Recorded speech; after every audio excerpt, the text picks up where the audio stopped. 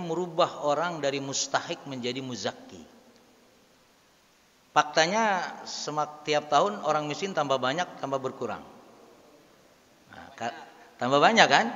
Karena tadi tidak prioritas.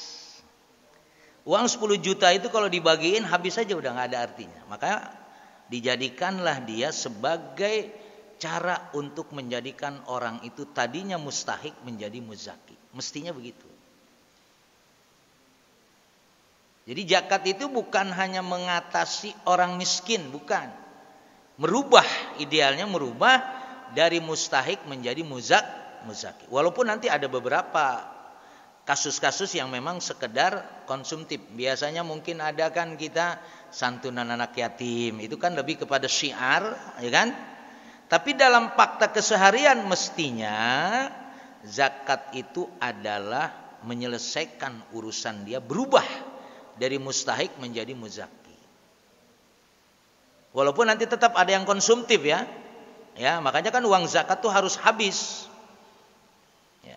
Kalau di sini ada baitul mal itu ya harus habis, walaupun habisnya berproses. Cuma tadi tuh diberikan pinjaman, ya. Pinjaman uang zakat itu kan sebetulnya kalau kata gampangnya dibayar alhamdulillah, enggak dibayar alhamdulillah juga. Cuma kita tidak boleh mendidik sekedar orang nerima uang. Idealnya adalah dari mustahik menjadi muzakki. Makanya tadi kalau ada kita mengeluarkan zakatnya 10 juta. Ada 8 asnaf tadi prioritas. Ya. Misalkan dia membutuhkan untuk pendidikan bayar kuliah 5 juta, sudah bayar kuliah sudah selesai. Itu kan produktif nanti kan? Bukan sekedar bagiin uang habis selesai, besok nungguin lagi. Makanya tetap harus ada pendidikan terhadap orang miskin tadi.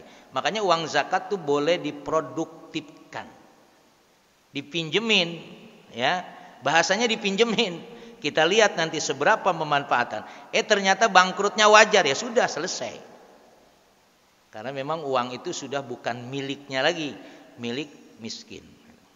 Kemudian kaitannya dengan ilmu. Tadi urusannya ilmu saja. Resep itu kan ilmu. Kalau dalam Islam, ya dalam Islam, man su'ila al ilmin fakatamahul uljima yaumal qiyamah bilijamin minan nar. Kalau ditanya tentang ilmu dia umpetin, dia enggak jawab. Nah, itu akan dipecut nanti di hari kiamat. Cuma saya juga tidak tahu seberapa menjaga ilmu ini. Tapi kalau prinsip ilmu begitu, ya. Kalau prinsip ilmu ini siapa yang nanya kasih sudah. Cuma bahasanya tadi kan akhirnya ada apa namanya? Francis ya. Ya, ente kalau mau harus bayar. Nah, wallahu a'lam bishawab. Itu saya sih tidak melihat itu juga salah gitu kan. Tapi yang afdol ya sudah ente mau ya tuh. Anak ajarin ente biar ente lebih pintar. Mestinya begitu. Apakah dengan begitu akan hilang rezeki kita? Mestinya tidak begitu kan? Secara iman tidak akan. Rezeki Allah tidak akan tertukar dengan apa yang menjadi hak kita. Mungkin itu separuh-separuh kapitalis lah kira-kira ya.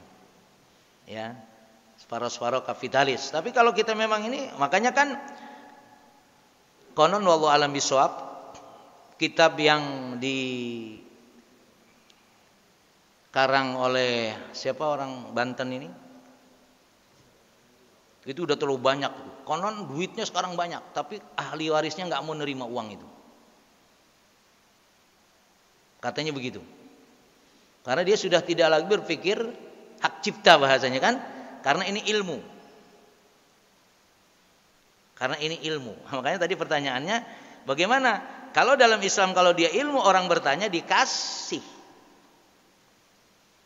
Kalau tidak nanti di akhirat. Nah masalahnya apakah juga yang begini? Saya belum bisa yakin juga apa yang begini.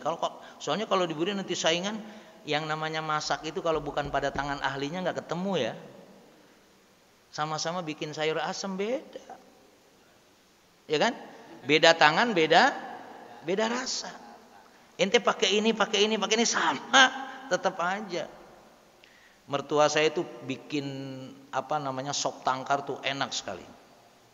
Anaknya nggak ada tuh yang bisa ngikutin.